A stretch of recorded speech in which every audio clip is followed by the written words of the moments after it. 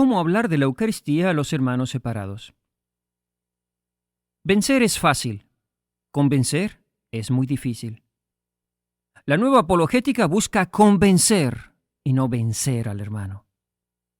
Por eso es necesario que sepas dirigir la conversación y sepas hacer la pregunta correcta. La pregunta que abre la mente y toca el corazón. Observa cómo Cristo en el Evangelio siempre pregunta. Y si le preguntan, contesta con otra pregunta. Tú primero debes rezar al Espíritu Santo y sientas al hermano a tu lado, y si son dos, uno a tu derecha y otro a tu izquierda. Los hermanos separados van a querer hablar de las imágenes, del nombre de Jehová, de la Virgen, de los ídolos, de cualquier otra cosa. Tú dile, mira hermano, si quieres hablar en serio, vamos a hablar de lo importante. Y el tema más importante es la Eucaristía. ¿Sabes por qué? Porque si Cristo está en la Eucaristía, entonces la única fe verdadera es la católica. Porque los únicos que creemos que Cristo está presente en cuerpo, alma y divinidad en la Eucaristía somos los católicos. Cristo está en nuestra iglesia. Esa es la verdadera. Pregunta. Hermano, ¿tú crees en la Biblia? Sí. ¿Crees que la Biblia es palabra de Dios? Sí. Bueno, ¿y eso qué tiene de especial? También los luteranos, los anglicanos, los metodistas, incluso los testigos de Jehová y los mormones, todos creen que la Biblia es palabra de Dios. ¿Y eso de qué sirve? Ni siquiera entre ellos mismos se pueden poner de acuerdo. Da lo mismo estar en una iglesia que en otra, porque cada uno la interpreta según le viene en gana. En cambio, si Cristo está en la Eucaristía, esa es la única iglesia de Cristo. Y los demás son solo eso, grupos bíblicos, reuniones de estudios de Biblia. Por eso, vamos a hablar de esto. Vamos a aclarar esto, y aunque yo ya lo comenté más ampliamente en la serie de Pan y Vida, aquí lo voy a decir brevemente. Una regla, queridos hermanos, que tienen que aprender del discurso apologético es que para hablar con los hermanos separados hay que ir de lo conocido a lo ignorado, de lo que ellos aceptan a lo que ellos rechazan, de lo que creen a lo que niegan. Por eso siempre comienza con preguntas a las que tienen que responder que sí, aquellas cosas en las que coincidimos todos los cristianos. Por ejemplo, pregunta, ¿qué significa Emmanuel? El Dios con nosotros. Estudia Isaías 7:14 y compáralo con Mateo 1:23.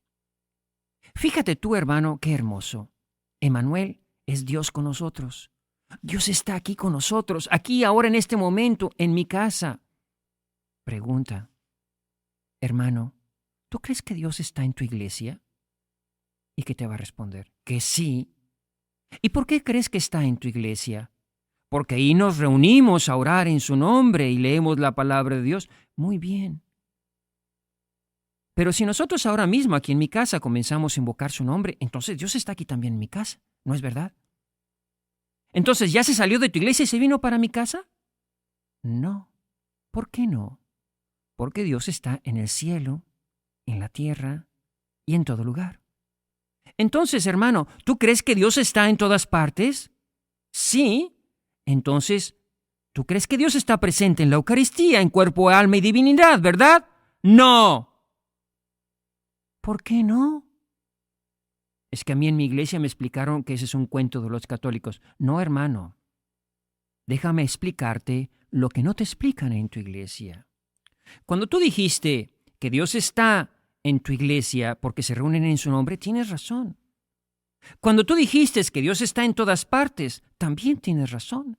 Y cuando yo digo que Cristo está en la Eucaristía, también yo tengo razón. Lo que no te explican en tu iglesia es la manera de esta presencia. Dios está en todas partes, pero el modo es diverso. Dios estaba ya presente en el mundo actuando antes de que el hombre existiera. Después estaba presente en un lugar concreto, en el Arca de la Alianza con su pueblo. Esta presencia era diferente, era cercana. Él estaba en su templo. Y por eso Israel llamaba a Yahvé el Dios de Israel. No porque Yahvé no fuera Dios de todos, sino porque Dios había escogido a ese pueblo, a esa arca, a ese templo, como el lugar por excelencia para manifestar su cercanía, su amor, el lugar donde Dios hablaba y Dios los oía a ellos. Así que aunque Dios ya estaba en el mundo actuando, y aunque Dios ya estaba en el templo de Jerusalén con Cristo, cambió el modo, la manera de estar presente de Dios. El templo ya no iba a ser un edificio. ¿Cuál iba a ser el nuevo templo? El cuerpo de Cristo. Fíjate tú qué cosas. El cuerpo de Cristo iba a ser el templo. Eso es la Eucaristía. Por eso a Cristo se le llama el Emanuel. El Dios con nosotros, no un espíritu, sino el Dios con nosotros. No porque Dios empezara a estar con nosotros, sino porque la manera de esa presencia encarnada era diferente. Con Cristo, Dios está presente de una nueva manera en el mundo, en cuerpo, alma y divinidad. Ya se le puede ver, se le puede tocar, se le puede abrazar, se le puede besar, y lo puedo recibir en mi hogar y en mi corazón. Eso es la Eucaristía. La Eucaristía no es un invento de los católicos, sino la continuación, como nos enseña el Catecismo, del misterio de la encarnación, de ese Dios con nosotros. Este misterio de la cercanía de Dios, de la visibilidad de Dios, es escandaloso. Por eso muchos que conocieron a Jesús no creyeron que Él era Dios, porque lo que sus ojos veían, lo que sus manos tocaban, era un hombre. Ellos no tenían fe. Ellos no creían porque si Dios es invisible y es un espíritu que está en todas partes, ¿cómo puede ser un hombre? Dios es poderoso. Y lo que los pastores vieron fue un niño entre pajas. Por eso ni Herodes ni los escribas que se sabían la Biblia de memoria de Jerusalén, ellos no creyeron. También decían, Dios no puede morir, y Jesús murió en una cruz, crucificado e impotente. Por eso le gritaban, si eres hijo de Dios, baja de la cruz y creeremos en ti. Entonces sí. Y como Cristo no les dio la prueba que ellos querían, no creyeron que Jesús era el Hijo de Dios. Por eso Juan el Bautista desde el principio les reclama, en medio de vosotros está uno a quien no conocéis. Juan 1:26. Bueno, pues eso es la Eucaristía. Jesucristo, el Hijo de Dios, está aquí, presente en cuerpo, alma y divinidad, de una manera misteriosa, ciertamente, pero visible, localizable en un lugar. Pero hoy hay muchos que lo niegan, lo ignoran y lo desprecian. No creen en el Emanuel, no creen en el Dios con nosotros. El evangélico va a decir, pero eso no es verdad. Nosotros los evangélicos sí creemos que Dios está aquí, pero de una manera invisible. Él mismo lo dijo, donde están 2 o 3 reunidos en mi nombre, ahí estoy yo en medio de ellos. Mateo 18:20. ¿Qué respondemos a esto? Que eso también lo creían los judíos, que Dios estaba en medio de ellos. La presencia invisible de Dios era una creencia judía. El creer que Dios está presente invisiblemente entre nosotros no nos hace cristianos, hermano. También los maometanos y los judíos y todos los que creen en la existencia de Dios, que creen en eso, que Dios está invisible, el gran arquitecto. Incluso los masones creen en un Dios invisible, el gran arquitecto. Eso no nos hace cristianos. Puede ser judío, puede ser masón, puede ser maometano, pero eso no es el distintivo del cristiano. Por eso el Bautista, a los que ya creían que Dios estaba presente invisiblemente en Jerusalén, en el arca, cerca de ellos, les echa en cara. En medio de vosotros está uno a quien no conocéis. Esta es la novedad del cristianismo. Los judíos creían en la presencia invisible de Dios, como ustedes los evangélicos, pero rechazaban la presencia visible encarnada, la presencia real, física, tocable y visible de Dios, porque ellos lo que veían era un hombre. Incluso los mismos apóstoles no creían. Fíjate tú, llevaba a Cristo con ellos 3 años, y Felipe en la última cena le dice, Señor, mira, ya para que todo quede claro, muéstranos al Padre y nos basta. Felipe quería ver a Dios y no se daba cuenta de que lo tenía enfrente. En medio de vosotros está uno a quien no conocéis. Jesús les responde, Felipe, tanto tiempo con vosotros y no me conocéis. Quien me ve a mí, ve al Padre. Es decir, detrás de esa figura humana, en ese lugar, enfrente de ti, en medio de ellos, en esa iglesia que tú desprecias, está Dios. Cristo es el Dios con nosotros. Eso es la Eucaristía. Detrás de la figura del pan, en ese lugar, presente en cuerpo, alma y divinidad, esperándote, está el Emmanuel. Y Cristo nos pide la misma fe que a los apóstoles. ¿Por qué te extrañas de que Cristo pida a los cristianos lo mismo que pidió a los judíos y no creyeron, y a sus apóstoles y con mucha dificultad aceptaron? ¿No dicen ustedes los protestantes, los evangélicos, los que se llaman cristianos, que la fe salva? Entonces, ¿por qué te echas para atrás cuando Cristo te pide fe? Si tú crees que Cristo es el Emmanuel, el Dios con nosotros, ¿por qué entonces rechazas que Cristo siga con nosotros? Y más aún, cuando no es la Iglesia la católica la que lo dice, sino Él mismo el que lo prometió. Yo estaré con vosotros, mis apóstoles, todos los días hasta el fin del mundo. Por eso no solo los católicos, sino todas las iglesias fundadas por los 12 apóstoles, creemos en la Eucaristía. Los coptos, los griegos, los ortodoxos, todas las iglesias fundadas por apóstoles creen en la Eucaristía. Por eso es un símbolo de que ellos forman parte de la Iglesia de Cristo. Precisamente por eso los protestantes y evangélicos se han separado, porque ellos no comenzaron rechazando la Eucaristía. Lutero creía en la Eucaristía, no rechazaba la Eucaristía, pero comenzaron rechazando al Papa. Y después del Papa, como les caían gordos, también la autoridad, también a los obispos. Y después, también a los presbíteros. Y como consecuencia, se quedaron sin sacerdotes. Y sin sacerdotes no hay Eucaristía. Y al que siga el camino inverso, llegará a encontrarse con la única iglesia que cree que Dios está en medio de nosotros, que cree en el Emmanuel, en el Dios con nosotros, realmente presente en cuerpo, alma y divinidad. Bueno, lo que yo no entiendo es por qué Dios se nos esconde.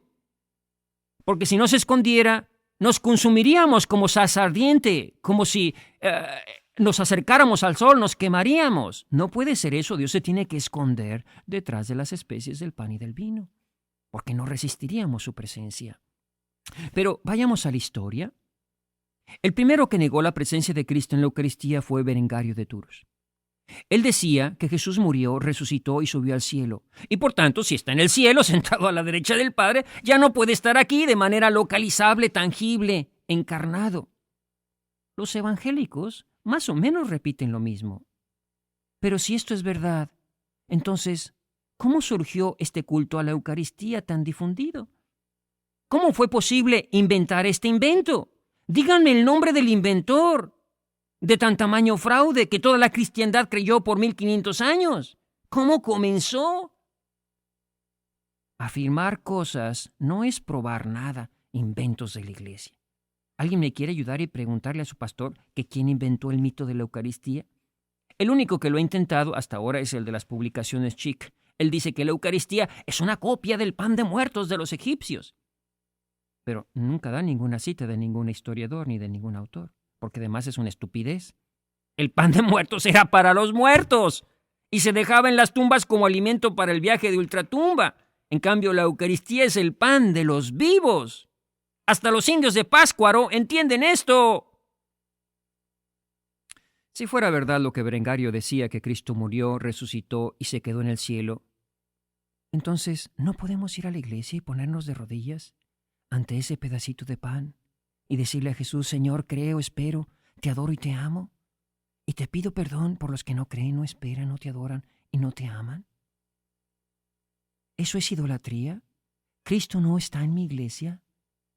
Perfecto, perfecto. Entonces, ¿por qué Cristo, qué quiso decir Cristo resucitado cuando prometió, yo estaré con vosotros todos los días hasta el fin del mundo?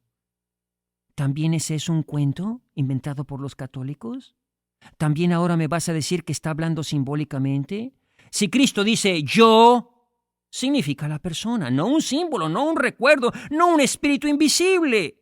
Y nos dice, no que va a estar en todas partes, sino con vosotros. Es decir, en la iglesia de los apóstoles. Y promete que será todos los días hasta el fin del mundo. Es decir, que esa iglesia será siempre la misma. Esa iglesia será la que puede decir, aquí está Cristo presente en cuerpo, alma y divinidad. Aquí está el yo de Jesús y no un espíritu. Más aún, dice que Él permanecerá con esa iglesia de los apóstoles hasta el fin del mundo sin ausentarse un solo día. ¿Estará Cristo o no estará en la Eucaristía? Pero pon atención a lo que voy a decir. Ya me puse de tu lado. Ahora me voy a poner de otro lado. Ya me puse del lado del que negó la Eucaristía.